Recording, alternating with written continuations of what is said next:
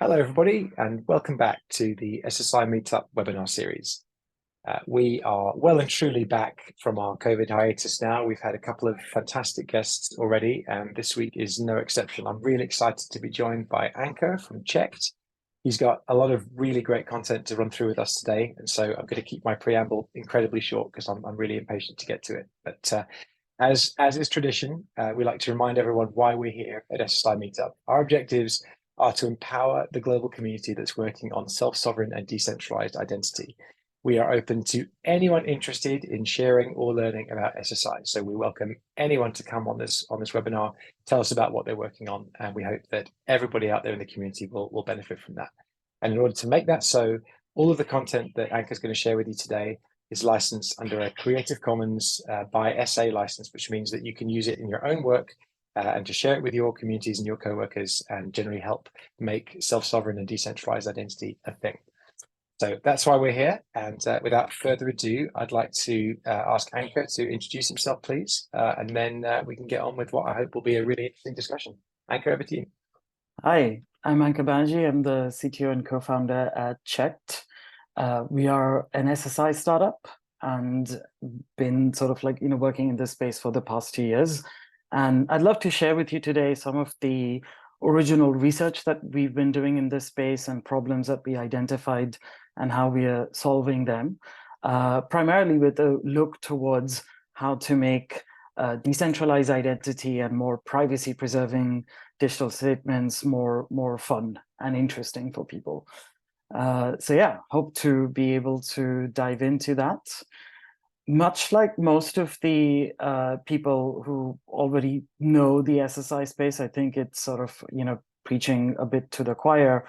But when we started off about 2 years ago, we started at the same point a lot of SSI people think about it, and the general sort of acceptance within this community is people want more privacy. And to go and actually test that hypothesis, we did a broad sort of survey. We've got the links where you can go and dive into it in a bit more detail. We did a broad survey of SSI early adopters. We included experts and more of a general audience as well. Because the sense that I kept on getting was, this is fantastic for people who are perhaps have swallowed the red pill already of what self-sovereign identity can do for you.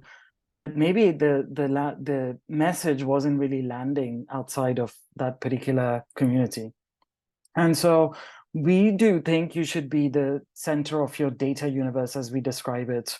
And we've got a video to go explain that. But when we think about privacy issues, the image that comes in our head is an email newsletter or something landing in your inbox, or you're just browsing online on a website. You get a pop-up that says, do you want to allow all cookies?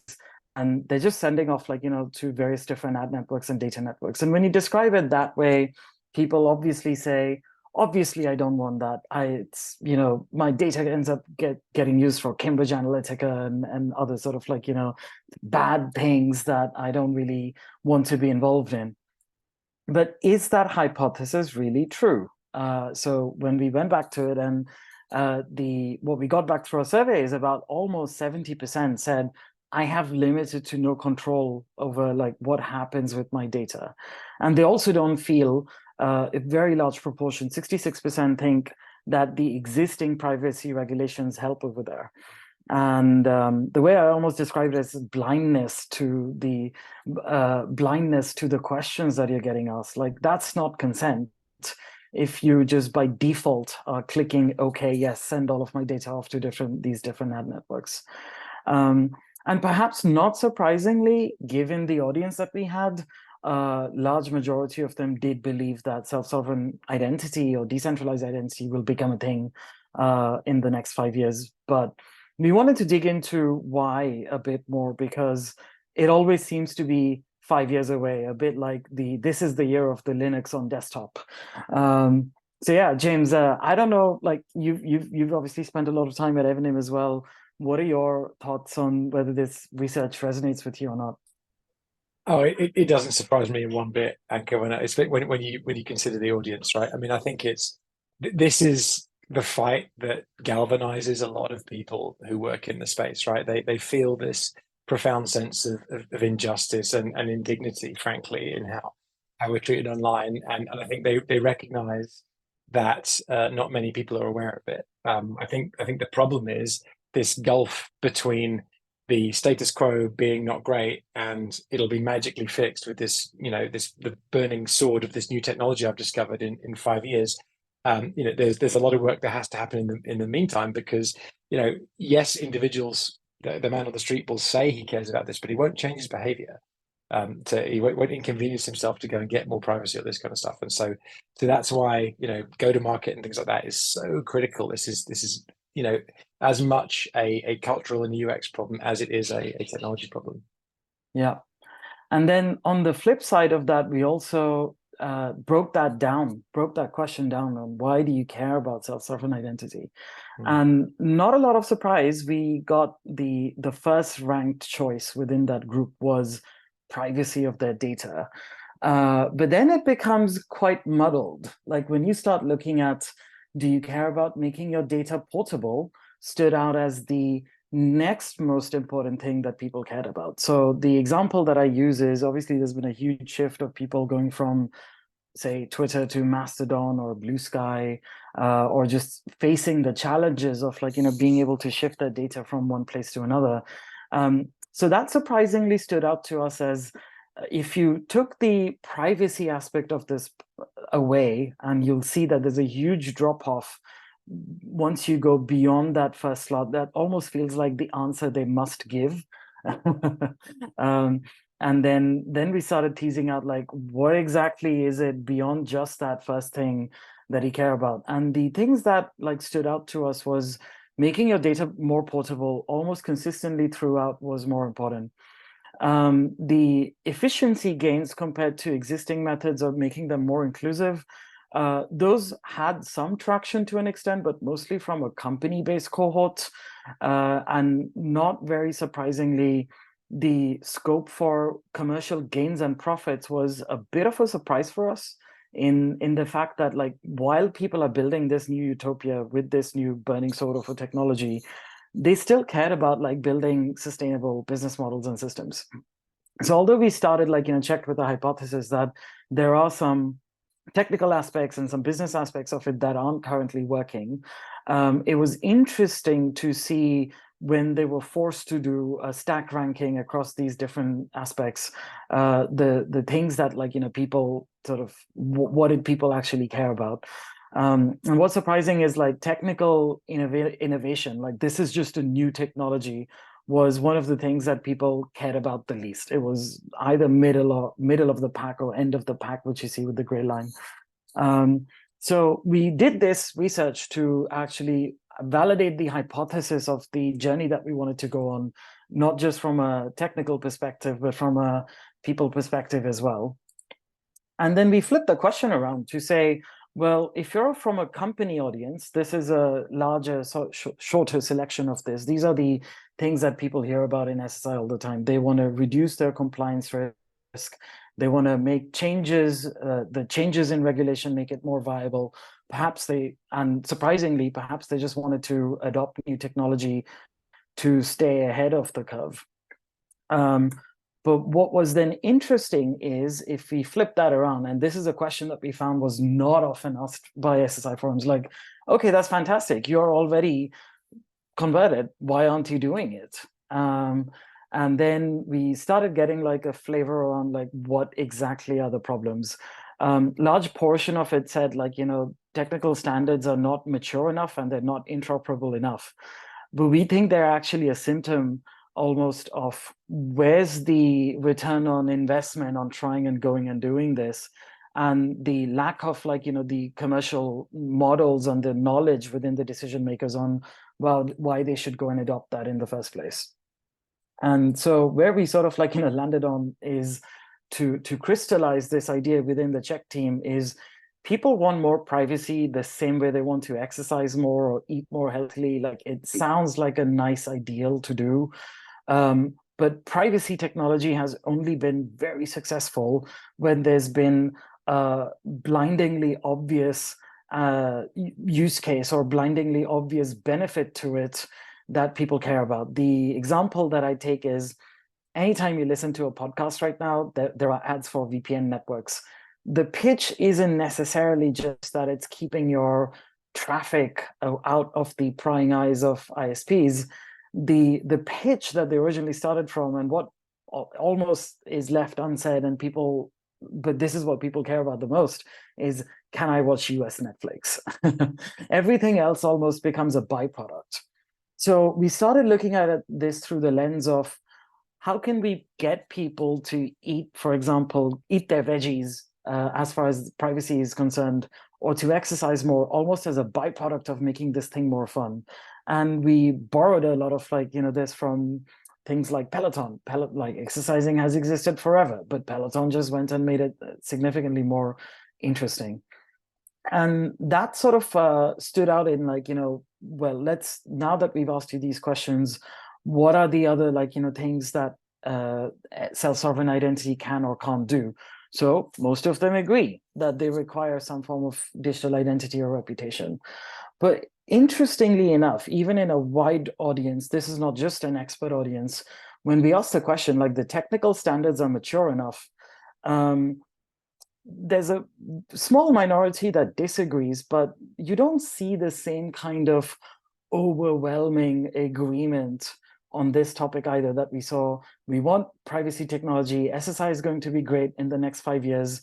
However, when you look at 38% of them don't think that the technical standards are mature enough. It's neutral on there. You don't see the same sort of overwhelming sense either of them saying that this is a superior technology to everything else. And we think that's a symptom of people not actually being able to experience it. Like, where is the burning SSI use case that people can point at and say, aha, that's the one that's got 1 million users or 10 million users. And until you can experience it, it's a very philosophical and hypothetical discussion. So I want to pause there again on those parts of research and just sound out what of that sort of sticks out to you or it doesn't. Well, you're exactly right that unfortunately we can't point to SSI examples that make it real for people. And so for a lot of folks, it exists in the fever dreams of someone who came back from IRW and told their colleagues about it and has sort of got religion on the topic. And it is tremendously exciting, but we can't expect people to know what that's going to be like, because sort of it is under the hood, it is quite different from how things work today. But B, if we do our jobs right, it won't feel radically different on the surface, because no one gets up out of bed in the morning and looks forward to having an identity interaction, right? Going through a server, they're trying to get some other job done, and it requires identity. And most of the jobs we have to do today do so. It's like 1,000 tiny microaggressions. But therefore it's it's a hygiene factor, not a motivator, and that makes it very, very hard. So I think what we see here and in the other slide you showed is that which spoke to the difficulty of selling this to stakeholders and stuff like that. We see that lack of examples of it working really, really well. And we see these these theoretical benefits and these kind of platonic ideals, but we don't see it often spelled out in practical terms. So I'll say, just speaking for me personally, I've had a sense of this, and it's been supported by anecdotal evidence from working with a number of companies over the years. But seeing it spelled out in quantitative research is actually really, really cool. So I'm so happy you're sharing that. Yeah, no, absolutely. And we kind of wanted to go and tackle that. So we narrowed in on where's the ROI, where there's a lack of understanding amongst the decision makers. And one of the things that came out is we don't really understand what the ROI on this is in the qualitative research that we did alongside that. So we also did interviews and free-form text that people could subscribe to. So partly what we're doing differently at Cheqd is to solve that business model problem, and this ties into making it more fun. But we started with the question, how do we currently originate digital credentials? And we like saying digital credentials because these are just trusted digital statements. The format of it doesn't matter. It doesn't matter whether it's verifiable credential from the W3C sense or not. And we also found that verifiable credentials has a very perhaps very, very sort of like in a tricky sense in which people interpret it, that they think verifiable means that this is trusted data. That's not the case. Verifiable just means this is cryptographically, it's not been tampered. So how does something has not been tampered get done right now? You get asked to take a passport selfie and upload perhaps a couple of these bank statements together. And there's a company that sits in the background that has access to these gatekeepered databases and says, can I trust the pictures in these documents? Is it a deepfake? Have I somehow gotten James's passport details with me, but when I'm asked to take a selfie, that mismatch will be obvious? Or perhaps is this a completely tampered document altogether? And where that then becomes a problem is that it takes anywhere from minutes to weeks for this to come back. Minutes, perhaps, when it's an individual, weeks when it's about a company. And it's quite expensive, because these are gatekeepered systems.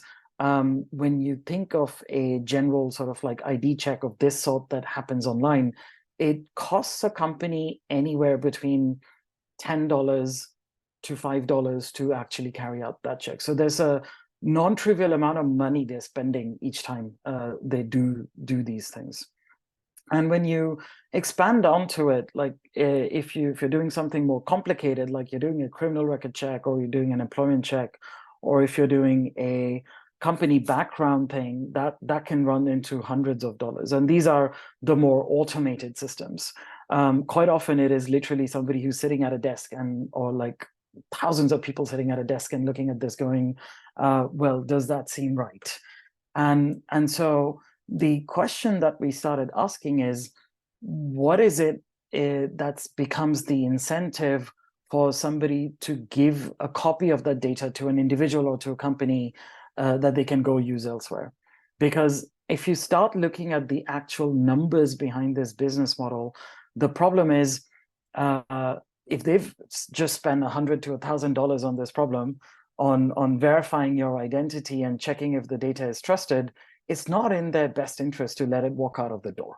It just makes it easy for the next person who comes down the line. And so we started looking at this as, we want to see ourselves as not just a layer one. We want to build this as an open standard.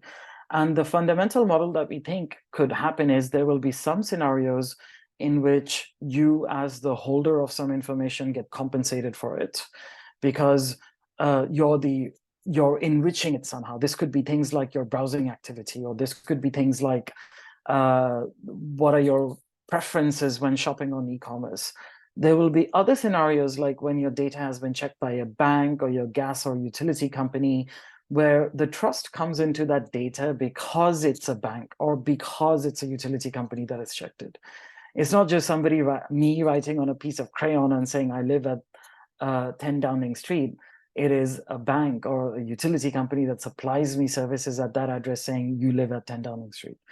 And so in that scenario, we think it's the credential issuer or the originator of that information that should accrue some benefit. And so we don't think that this necessarily means that every single thing should be paid for. There will be some things that are free, some things that perhaps are very cheap, some things that are very expensive.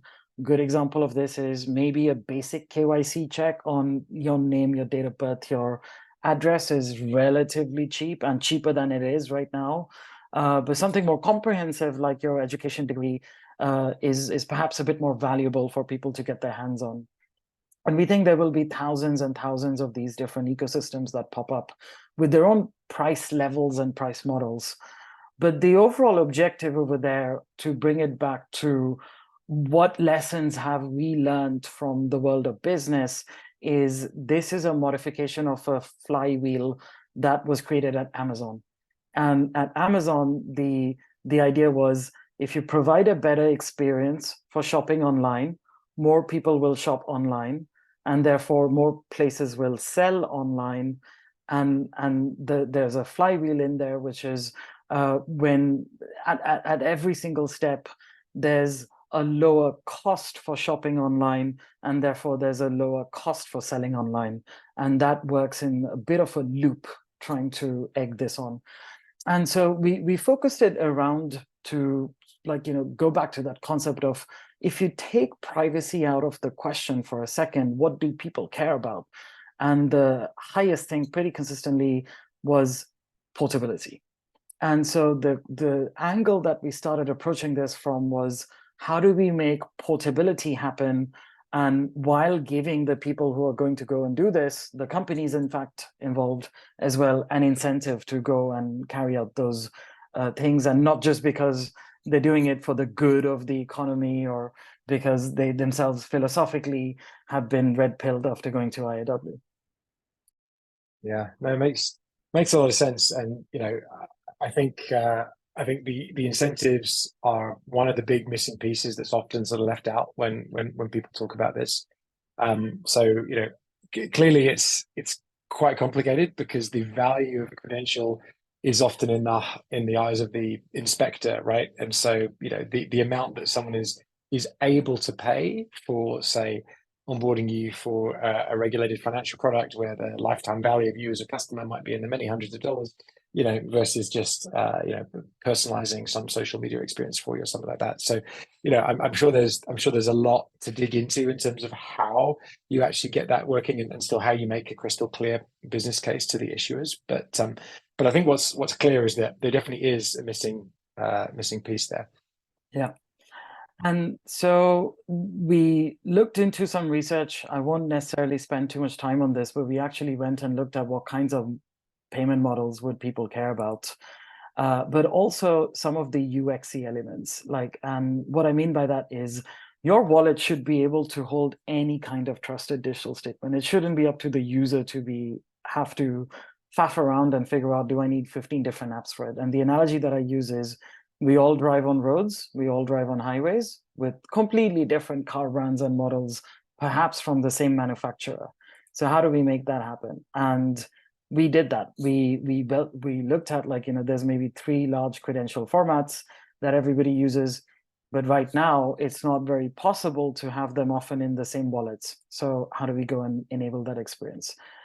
How do we look at a couple of UXy things, like there's a lot of different use cases, and these are the current partners that we have on the network. But how do we then, what are the kinds of experiences they're building? And what we found is there's a large concentration of this, which is based around regulated financial industry use case, KYC, citizen or government level things, healthcare, education.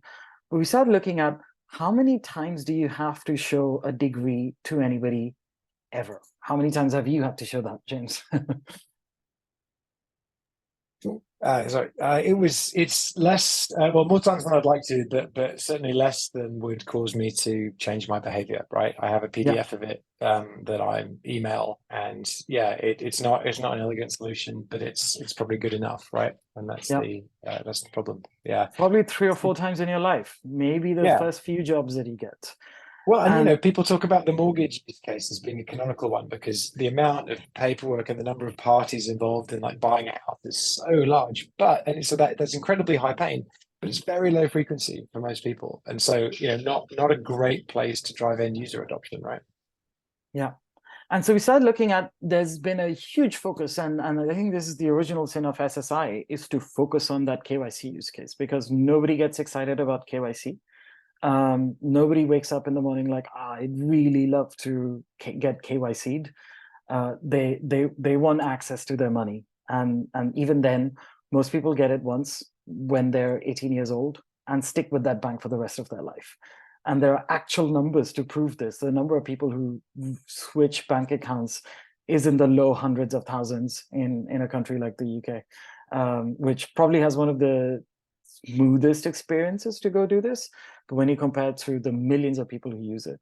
So we started narrowing down on, what is it going to be that thing that people do on a more regular basis, and online experiences such as reputation on online forums stood out to us as something that we wanted to go and take a look at.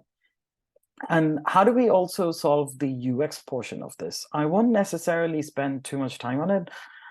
This is a bit of like, code for like the geeks who are interested, but it's to elaborate that when we talk about SSI, there isn't just the decentralized identifiers that sign and issue a credential. It's also what is in there. What does it look like?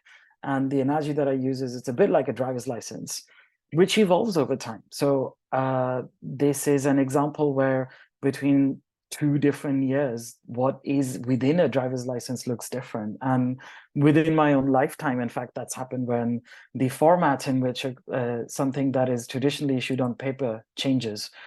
But the challenge right now is, in fact, a lot of the different SSI systems don't go and account for that. They assume that like the latest version of it is the only version of it that should exist. But that could break relatively quickly. And so we built a technical method through which you can say, this should never happen. You shouldn't go and show a credential to someone and it says, this is no longer valid because you've got a newer or an older version of it. And we think this is a bit of a problem or a challenge, because although we are talking about these decentralized identifiers and it's not in Facebook's control, not in Google's control, in reality, every other aspect, like what is inside that credential, is often stored with Google or Amazon. And you could think that like, so what? Like they're very large companies, that's not a problem. But as we have seen time and again, this is a picture from when Facebook had an outage that lasted for days or hours, where it failed. The entirety of like, internet traffic dropped off. And there's a lot of concentration of this as well. Like this is not necessarily a trivial problem. Like there's about more than 50% of traffic on the internet is probably going through one of these 4 or 5 different companies. So the fact that like, what does a credential contain is a challenge that is centralized, kind of goes and defeats the purpose. The other thing we wanted to go and cover is, when you own your identity, it should also include things like being able to survive over a period of time. I have a birth certificate that was issued 30 years ago at this point. I can still go and show that to someone. But if you take normal links that exist online, this is a study from New York Times and the Columbia Journalism University, which shows how links sort of rot over a period of time. So the red portion is over a 10-year period, how many links have rotted away. This looks, when you click on a website or you go there and it says, oops, not found, this page does not exist anymore. How frequent is that? It's about 60% of all links that exist on the internet, which is a lot on a very large sample that they had gone and done. So we started looking at like, how do we fix these issues? Well, we built in a system where you can go and say, I want to see what was contained within a passport, but on the 1st of July, 2022. So tell me what that used to look like, which we think makes it, have higher longevity. But we also wanted to, from the perspective of a user, go and tackle the things like, what does it look like in the user's hands? And an example that I often take is Apple Wallet or Google Wallet. When you get a boarding pass issued to you, it's visually there in a stack. You can pick things out from it. So if I have 50 or 100 different credentials, which hopefully, if SSI is very successful in the next 5 years, like the people in our survey want to say, I want to be able to pick out the one that I actually need to present at that point. And so for companies, this includes things like, what's the official font? What's the official logo? Things like, which don't matter to machines. For example, is the boarding pass background white or is it gold? That could be a point when you go to the airport, that's used to determine what queue should you go and join. They are going to scan it machine to machine and understand if you're able to board the flight at some point, but maybe just for looking at like, what queue you should join, they don't actually need to do a machine to machine thing. So we started narrowing down on this, besides everything else we've talked about, as a key thing to make SSI fun and engaging, which is, we need to go solve the challenge of how can we create a self-contained format that will survive for the next 10 or 15, 20 years. It's a self-describing format that also has a visual aspect and a visual element to it. Because that's going to be super important in terms of making it stick with users. This is not just about JSON code that machines can read and understand. And that brings me to the end of the journey that we took through to get there. And I'm excited to show, like, you know, what we've been cooking up in that thing. But we wanted to solve that question on how can we make this fun and a daily habit. And yeah, like I'll pause there for any sort of thoughts, reactions from you first. Yeah, well, so I'm definitely interested. So in the that did resources piece that you were talking about, I think that obviously doesn't speak directly to fun and interactivity, but I think your point there is that, you know, you don't get to have fun and interactivity if things are like mega brittle, and actually, you know, a lot of this stuff, you know, only works if the planets are in a certain alignment and you've got like exactly the right family of wallets from two vendors that happen to get on and blah blah blah. So I think that's all about just making sure stuff can work a bit more predictably. Is that right? Yeah. Yeah, Yeah. absolutely. And so You should be able to take it. The analogy that I use is if you're able to get a Word document or a PDF, you can open that up in 50 different applications, which would support that standard. Whereas right now, that's not the case. And part of that is, how does this credential visually look like? And how does it look like that over a period of time? And I think the general like sort of instinct in this space is, oh, we'll just go and reissue it, or we'll just go and reissue it for a different wallet. But exactly how you described it is, we don't want to be reliant on planetary alignment to make that happen. Yeah, yeah. And so are you also solving the resiliency aspect in terms of like concentration across major cloud providers? Like for the Cheqd network itself, is there, you know, do you have guarantees around the diversity of where those nodes are hosted and things like that? Is that part of the equation here? We do promote that using our governance mechanism as well.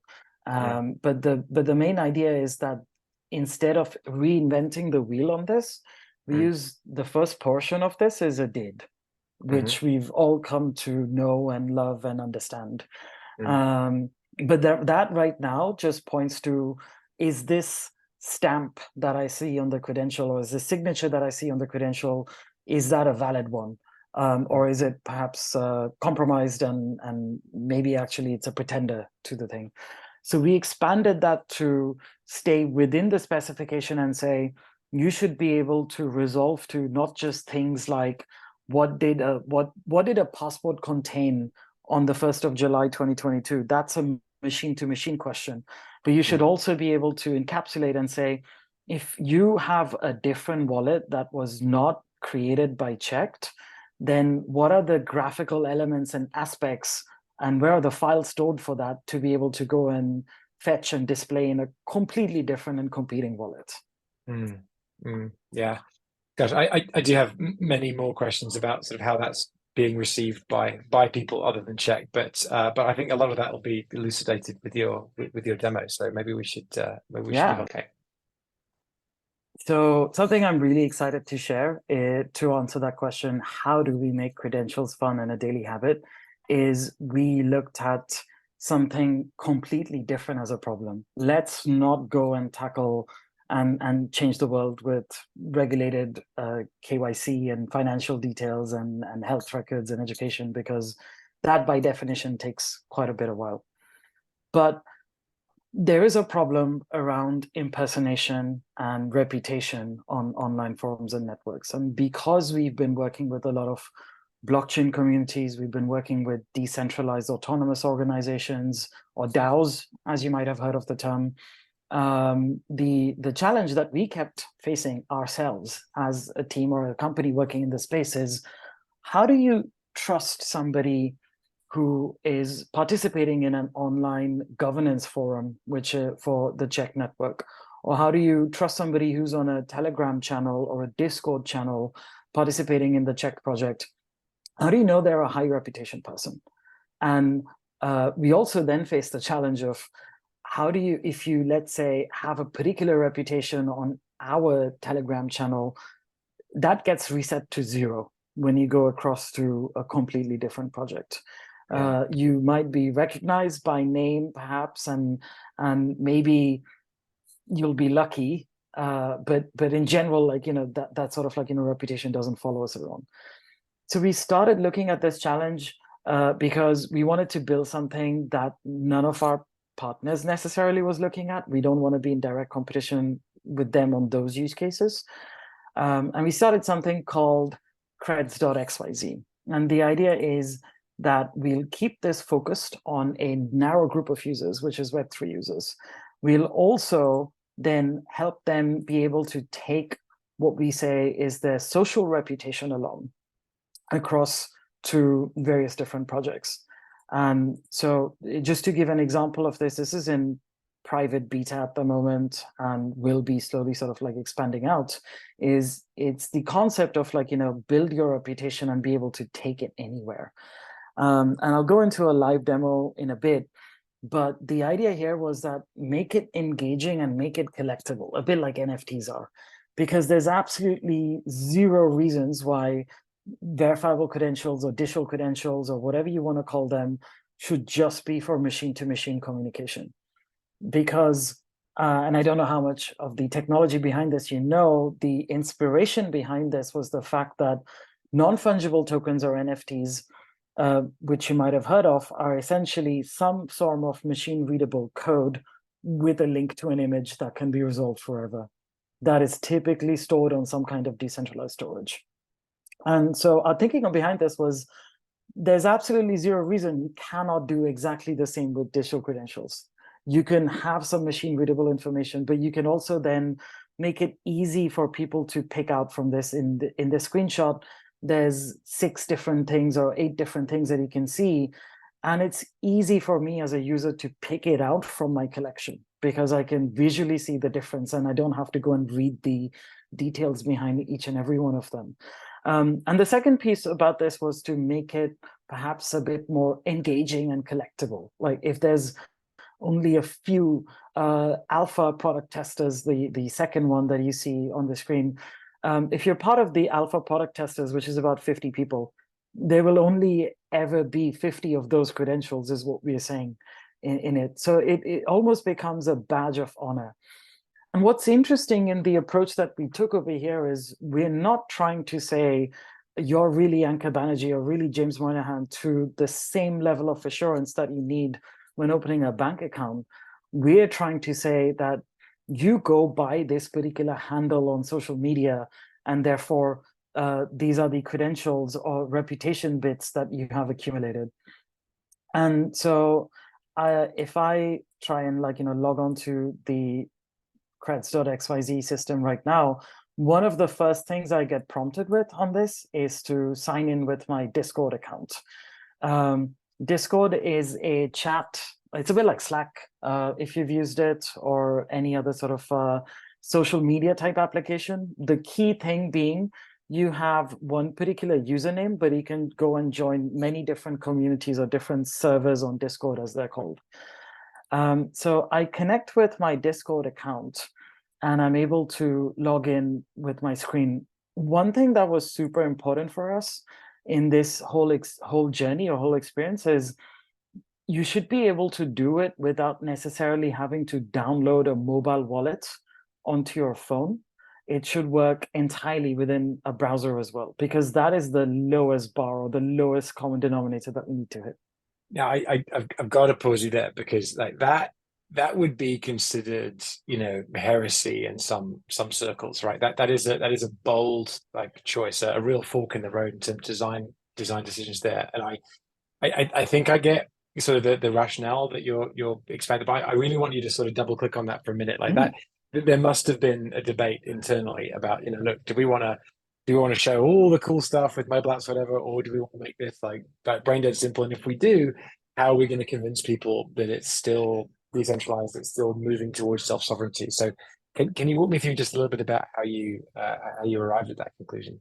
Yeah, absolutely. It was a very data-driven decision. I think some of the heresy that you talk about in terms of it should always be in a mobile wallet was driven by technical decisions. It was driven by the fact that it could only be compiled for a mobile wallet. Our thinking was that if it works in a browser, it works anywhere. It's very easy to target something that works within a web browser without downloading any other additional piece of software, and then layer on other additional pieces of software. So it's very easy to say, I will now take this experience, and this does work on in a mobile browser as well. But the first goal was achieve this without ever asking anybody to download an application. And the data-driven point on that was the median mobile user has 25 applications on their mobile phone operating system. Now, that sometimes includes pre-built applications. In Android especially, it's a big problem of pre-built applications. But convincing somebody to download an application is expensive business. So the moment you put that like barrier up, it stops like adoption on its tracks. And that's before you've made them scan a QR code or do any of this other nonsense. Correct. Yeah, okay. But you said browser, not like there's no plugins here either. Nope. Am I to understand that? Yeah, There's no plugins involved either.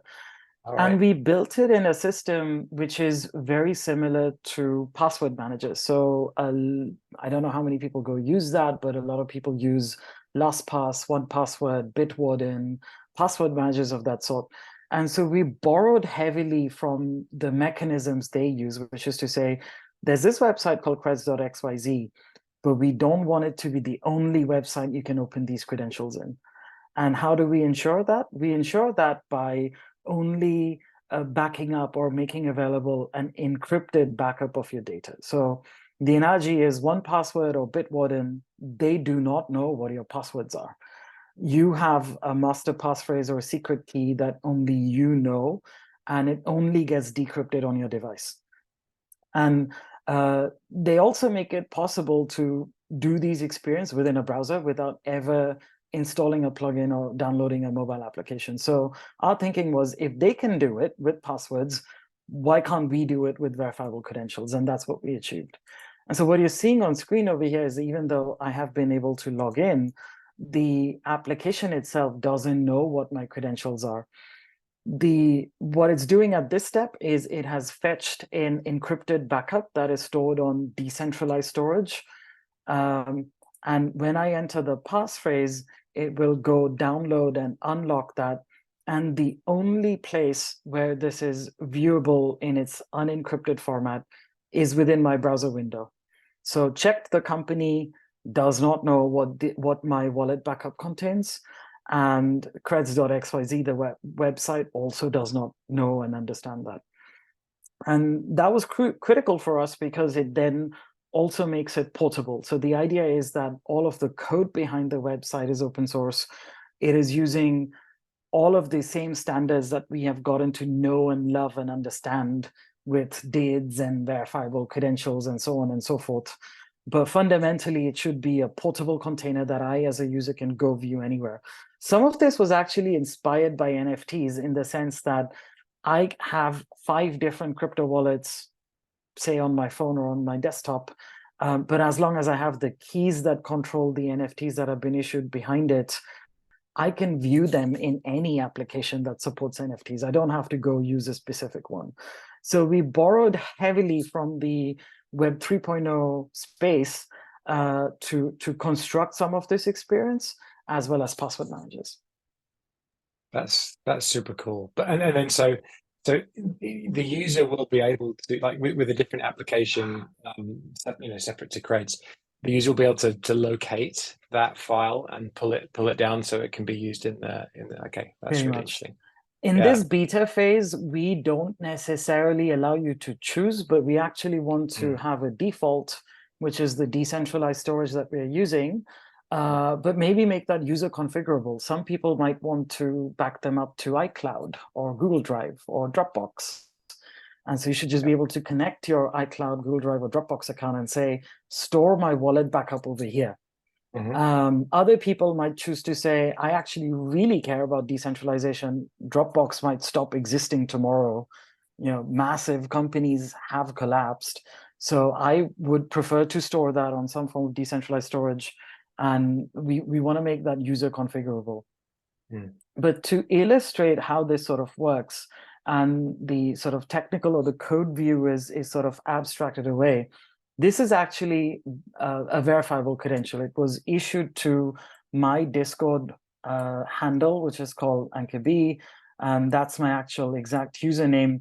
What we've got built in the background is, if I click the check status, it goes and does those checks that all of the SSI apps that we've known to understand and love also go and do. So it's looking at, is the signature policy valid? Is the challenge policy valid? Is the JSON schema for what are the details behind a Discord credential, are they valid? And we were able to do that step because when I first logged on, it prompted me to say connect with Discord. We want to expand that to say connect with GitHub, connect with Telegram, connect with Twitter. The idea or the approach that we're going for is to say, if somebody creates a lookalike handle, which has happened to me personally, perhaps 10 times within the past 12 months, people often create lookalike handles on Discord, Telegram, services like this, where the bio is exactly the same, the profile image is the same, but the handle is just a typo. And so by binding all of the verifiable credentials that we have through some form of well-known social media handle, we make them sort of tag team together to understand who was this credential issued to, without necessarily going into their legal identity. The picture that you see here, by the way, has been pulled from my Discord handle. That's my picture over there. And to then look at what are the kinds of other credentials that have been issued. So I have one that says I'm a private beta tester, and I can go and look at that and see which this says this was issued by Cheqd as a project, which is building this creds.xyz application. It has been issued to this specific Discord handle. So that's how they sort of get nested together. So we think there will be some kinds of credentials that are for roles that you hold, either whether you're a private beta tester, are you an employee, or I have an unclaimed credential over here that says I'm a moderator.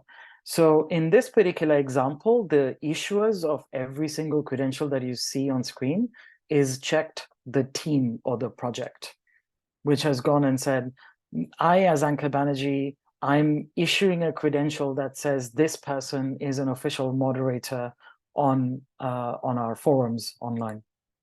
And so when I click claim credential, what's happening is it's going off using all of the open source technology that we've built over the past 2 years, and it is fetching a verifiable credential that shows that I'm a moderator. Now, where it becomes interesting is how do you go and share this, which I'll show in a second. But I just wanted to give a quick run through of the research behind the different kinds of credentials. We've been going and talking to not just ourselves and what we need, but a lot of other projects within the Web3 and crypto space. So they want to be able to award credentials for what is your role within the team. Are you an advisor? Are you an ambassador? They want to award credentials perhaps for, have you gone through a learning course or a learning journey of some sort? Maybe you've gone through our website and understood all of the SSI fundamentals. You can have endorsements. Endorsements can be of the type that say, I've created content for Cheqd. This could be a YouTube video, perhaps community generated, explaining what Cheqd is. Maybe they have contributed to the software base, or maybe they have contributed to docs. You can have achievements. Achievements are things where in our research that we did, they want to award members for, you were one of the first 500 members of our Discord or the first 500 members of our Telegram. That makes it a bit of a limited edition item in the way a lot of NFTs are. Perhaps you've attended events in person. So that could be things like you've attended the team event in person and somebody actually saw you face to face, or you participated in a Twitter Spaces virtually. And that always goes to proof of actual person, which people have been talking about for a while. And mostly they're solving it using NFTs. But what this sort of like, goes and shows is a different way where perhaps there are things that you want to be public, but there might be other things that you want to share on a more case-by-case basis. And at the very least, this idea of like, let's say, being able to gather up social reputation credentials of different kinds, and being able to selectively share them is something very powerful, while being something you do on a more daily basis. I interact with people on Telegram and Discord perhaps 10 times a day. Yeah, no, definitely. And so in that feature where you've added additional social profiles to this, would you need to have multiple copies of these credentials so they were bound to each of those profiles, or is it using DIDs under the hood? Like, just talk a little bit about how that works. Yeah, of course. So the DID under the hood, which is on the Cheqd network, is a DID that was created by Cheqd as the issuer of the credential, or the official Cheqd DID, as an issuer. On the user side, we use DID key. So there's only a pairwise relationship between my credentials that have come from Cheqd and Cheqd as a company. If I had credentials, let's say, from a different project on Cosmos, like the Cosmos Atom Hub or the Gitcoin DAO or Osmosis, some of these names might not make a lot of sense, but there are other projects within the Cosmos blockchain ecosystem that we are building on. They would also equally create a DID somewhere. But in addition to that, there will be a pairwise DID key that I as an individual have with that project. And so these things get combined in this fashion. So let's say I wanted to go and share, I'm logging on using Discord, but I want to go and share the fact that I'm an employee, I'm a moderator, and they've also asked me to prove something else like, well, I guess let's say like I participated in the alpha. So when I click share credentials, what that does is it creates a one-time share link that only I know and I understand, a bit like how a Zoom meeting link or a Google Meet link works. And the idea behind this was, more generally, we want to be able to say, if the other user is on creds.xyz, maybe you'll be able to message them within the platform. If they're a user of Telegram, then this share that has all of the different credentials will come from a Telegram bot or from a Discord bot that is much more trustworthy.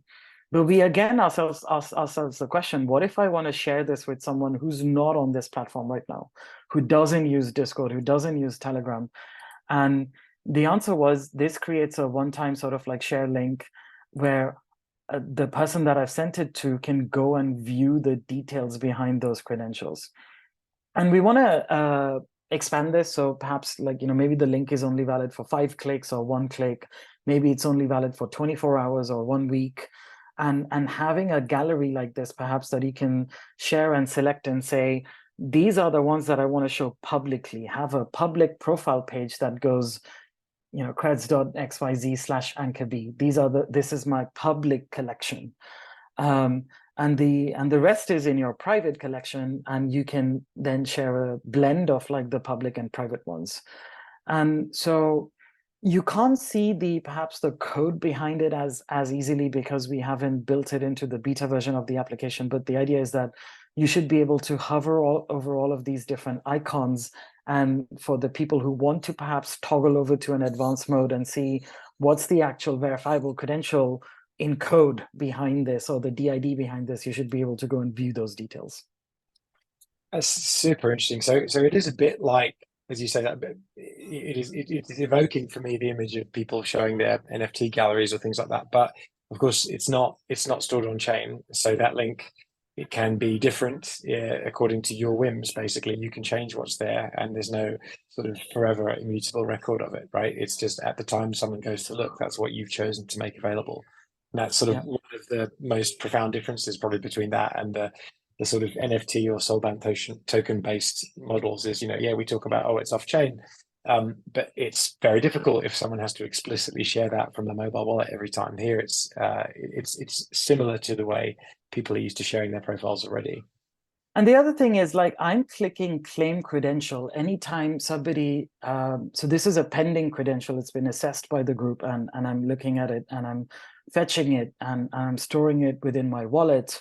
In NFTs, what I describe it as is it's identity herpes. Anybody can send you an NFT at any point of time. Maybe they can send you 500 NFTs that say you're terrible on the topic of SSI. You know absolutely nothing.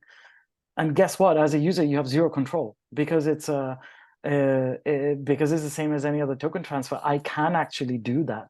So we think that will become a bit of an attack vector sometimes for people even to be offline, say to someone that, you know, if you don't pay me $5,000 in the next 10 minutes, I'll send you 500 NFTs that say you know nothing about SSI. And then the user has to go spend their own tokens to send them to what is called a burn contract to go and delete it. So it's a fantastic way of DDoSing someone. Now, that's not to say NFTs don't have some value. NFTs do have value in the same way that if I park a Ferrari outside my house, it's to show off potentially to the neighbors, right? So what's really resonated when we've done this market research with a lot of these blockchain DAOs and forums and online governance, like, you know, sort of groups that want to go and issue these credentials, is they fundamentally understand, oh, wow, like we were until this point entirely solving this problem using NFTs, and we didn't see why we need to do anything different. But when we show the examples of, like, well, maybe you want to publicly show off that you're one of the first 500 members on Discord, but you only want to privately share the fact that you're an advisor to Cheqd, you can, like, and you can do that by creating perhaps a one-time link instead. Very cool. And so, Ankur, am I right in thinking that IIW last month was the first time you showed this publicly? Is that? Yeah, because I happened to glimpse it then. But this is really cool. So, are you sharing any information about sort of how many projects are in the beta and kind of how that feedback is going so far? Like, is it having the effect that you hoped it would for the problems that these projects are trying to solve? It's very early stages for that. We're sort of taking a very product-led approach, a data-driven approach, and going and solving bugs and optimizing things. So at the moment, the idea is that we expand to private beta with about 50 people. That includes some externals as well as people who are early adopters within Cheqd community. And we've spoken to roughly about 30 different projects where they see this as a real challenge. Right now, when they're solving issues in the blockchain space around reputation, they typically use what's your token balance, or on a proof of stake network like Ethereum, they look at how much are you staking. Now that just answers the question, how much money do you have? It doesn't, you could be a highly respected individual on the topic of governance, but have a very small token balance. Or maybe you split them up into multiple wallets because you don't want it all to be a sitting duck in a single wallet. So that sort of really resonated. We've got about 30 different projects within the Cosmos ecosystem as well as outside that we are talking to, because one of the other bits that came out in our research and really stuck with them is when people are in the Web3 space, and one of the reasons why we chose this as the target audience is they're already early adopters of things like crypto wallets. They already understand that if I lose my keys, I lose my crypto. If I lose my backup passphrase, the one thing that unlocks my wallet, I'm done for. So in sort of the group, like they're almost a self-selecting group that understands the importance of keeping those kinds of secrets safe. So that's not to say we don't want to go and solve this problem for every single social platform, or perhaps even Web 2.0 social platforms. But we started with Web 3 because we think the audience is already receptive to understanding it. Yeah, no, that makes sense. And so do you have in mind when it might be generally available, or you're going to just proceed and sort of see how the feedback goes as you? So the private beta is expanding out to a larger group by the 22nd of May, Mm. 2023. And then over the next month, we want to take steps. So go from 50 users to 100 users to perhaps 500 users, 1,000 users.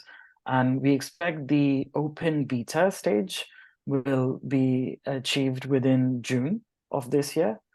And then to make this to general availability, what we want to go and build in, because what you've seen is the user side of this, we also want to go and make a very slick issuing side of this. So the idea would be, as somebody who runs a community online, you should be able to go and sign up and say, I want to become an issuer, and be able to have a very simple interface through which you can go and say, that's the template for a credential. And one of the interesting things we've done over here, for example, is we've built in this generative AI model called Midjourney into the tool. So if you had no idea what sort of credential to generate or what sort of picture to show for private beta tester, you can just enter that into the issuance tool.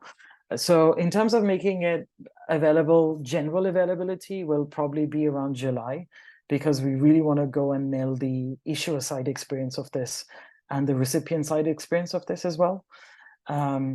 But in like the early sort of communities that we're working with are happy to use the perhaps more technical ways in which they go and issue these credentials. Yeah, that makes sense. And I guess, yeah, for the audience's benefit, we're recording this in mid-May 2023. So that means people who are watching this in just a few weeks will probably have access. So that's pretty cool. Yeah. And yeah, and so you mentioned the fact that you're building in the Cosmos community. I mean, are you I guess two questions really. Are you finding interest from specifically from Cosmos projects or more broadly? And then I suppose secondly, how would you compare and contrast what it's been like, building there versus what you see happening in the ID ecosystems of some of the other communities? I think there's a very bad name that SSI has in the Mm, general sort of outside of SSI blockchain space. mm, They're very much on-chain maximalists. So the default answer they want to go for is, if it's not on-chain, how can you even trust that it's not been tampered with? mm, Which is a challenge that we've been facing within our specific blockchain ecosystem. And we've gone and explained, these are DIDs, they're on chain, these are verifiable credentials, they're off chain, but it's a very philosophical discussion until this point. Now that they can actually visually see this, they get it. They understand, okay, I'm not just hypothetically or theoretically understanding what I could do, I can actually do this. And I understand that the cryptographic security that's on chain versus what are the bits that are off chain need to be in those specific places. The second question there is it just the Cosmos community? Well, we picked Cosmos because we think the problem of SSI and solving those business models exists everywhere, but we wanted to pick one and nail the execution. So that's why we started at Cosmos. But one of the most interesting things we've seen is it's not just them who are interested. It's people who are building on other blockchains who are also interested.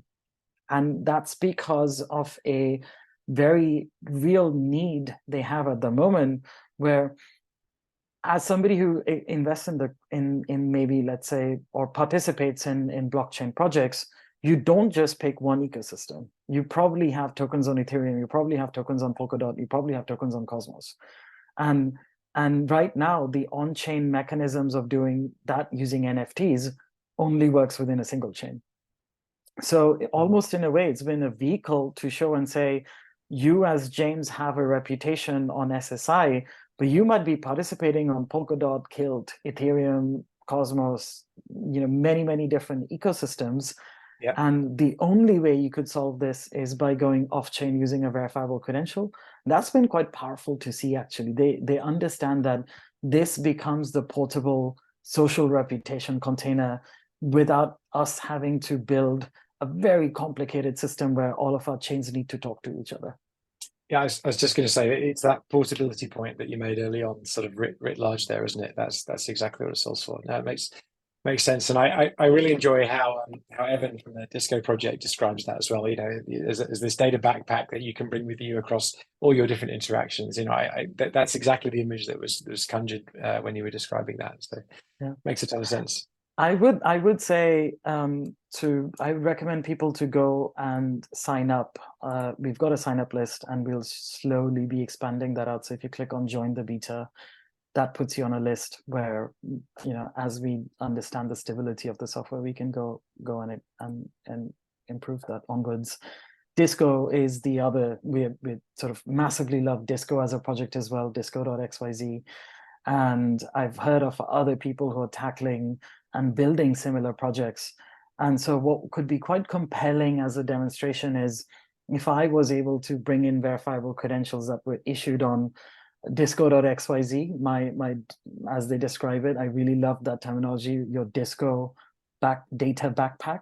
So if I could take the things from their data backpack and see this inside this application and vice versa, that kind of almost goes and proves that interoperability point, which has been very hard to demonstrate and came out in our research as one of the things that are holding people back. So we actually want to go and enable that use case to show it in real life, that kind of portability is possible.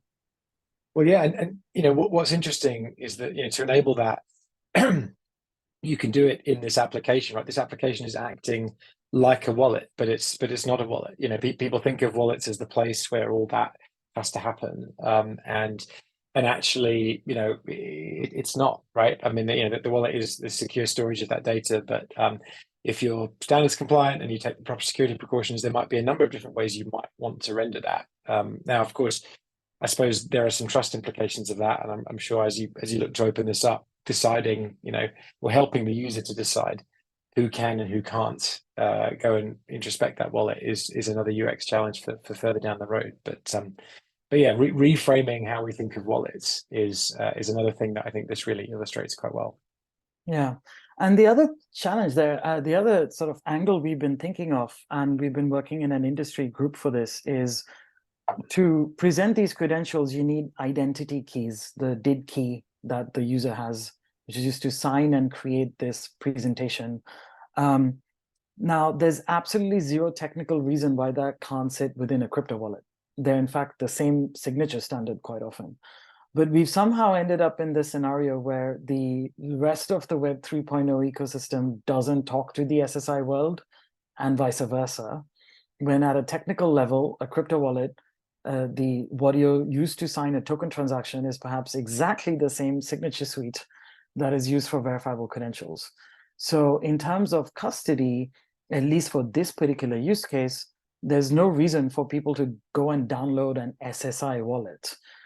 So one of the things we want to work on as an industry standard is to say, maybe web applications and mobile applications will just be able to signal that they support VCs as a standard, and you custody those keys within a crypto wallet for this specific use case, and be the same way that you can already do that with things like NFTs. And that's quite compelling because that's got a user base of tens of millions of people around the world who already currently have it in their browsers and their phones. So Yeah, how do you make SSI mass market? Don't try and convince them about a new philosophy. Well, kind of. We're pitching it as not your keys, not your identity. I think that's been a bit of a rallying cry, but it's already there on tens of millions of like devices as well as browsers. So why not leverage that as an existing user base that can be used to bootstrap the ecosystem? Partly what we want to show is, I think generally across the entire ecosystem, nobody gets funding if you can't show who else has been successful. The people who have come before you are super important for the survivability of companies in the SSI space. And because nobody can point and say, like, you know, that is the standout use case that has gone from seed stage to Series A to Series B to Series C, everybody else is getting held back. So part of the challenge here is to go and say, that is the marquee use case where we can show that people actually want it. And I think that's good for the entire SSI ecosystem. Yeah. Well, and you know, and being aimed at an audience that is naturally receptive, as opposed to, as you say, you know, we talk all the time about those use cases in healthcare and in supply chain and in financial services. Those are very high impact, no doubt. And you know, there's no one who, if you asked them, said, "Oh, you know, do you think there was an appropriate level of pay in opening a bank account, or would you like it to be easier?" But you know, again, people aren't going to change. Whereas, you know, if you found an audience that actually is looking for a way to solve these problems, then it almost becomes a self-fulfilling prophecy. So I think that was a level of flexibility that is rare in some of the thinking we see in SSI. So it's super cool. Look, thank you so much for being so generous with your time and showing that to everybody. I do have one final question, which is, you know, given that this was born out of, you know, research and insights that you created and a gap that you saw between what the community of customers and partners you've got was building and what the market needed. Are there other things that either we can expect to see from you, or that you sort of wish that the community would get on and build, because you know you think that actually if only we had piece X, Y, or Z, then actually we'd be so much further on? I think the bit that I'm really interested in is we partnered with a company called Vault ID for the issuance process behind this. But technically, if it's all verifiable credentials and the same standard, it could be any issuer software. So the broad vision is that as long as you're using the standards, the issuance software of your preference could be used by anyone. The second piece is all the images that you saw there were using those did linked resources on Ledger that I described earlier. And that's a mechanism of making it portable. But I'm quite excited to see it in practice and see how in a different wallet people are able to go and see it. More importantly, though, I think we want to not encroach upon the territory of our partners when it comes to perhaps more traditional use cases like finance or education and healthcare and things like that, because we recognize as a team that it's not just about issuing a VC at the end of the day. It's a whole ton of integration and specific industry level compliance and industry level workflows that get into place. But if we can show like the adoption happening in one sector, even if it's for what might seem like a frivolous use case, it's one that has a lot of daily active usage, we'd be able to then go and say to those other healthcare type use cases, the education type use cases, and say, look, it's exactly the same technology. There's a million people going and using it over there. So it just gives so much more confidence. So I think that's the bit that I'm most excited about, is having a zero knowledge wallet, as we're calling it, being able to demonstrate that the perhaps building in a mechanism in which you can pay and check the one-time Google Meet link that you got, that is still currently valid, and things like that. We almost want to use it as a demonstrator. And one of the ways which we've been able to achieve that is because all of it is built, we built this in about 3 to 4 months. It's because it's built on top of all of the open source technology stack we released over the past 2 years. So yeah, I'm super excited about actually making the plug and play aspect of it work. Very cool. Great. Well, like I say, thanks again for a fantastic presentation and a really interesting demo. Yeah, for everyone who's watching, they can find Ankur on Twitter. I think we put your Twitter handle in there. We'll put it in the show notes so anyone can reach out, and they can go to cheqd.io if they want more information. Ankur, thanks very much. I look forward to speaking to you again soon. Speak to you soon as well, and thanks for the time.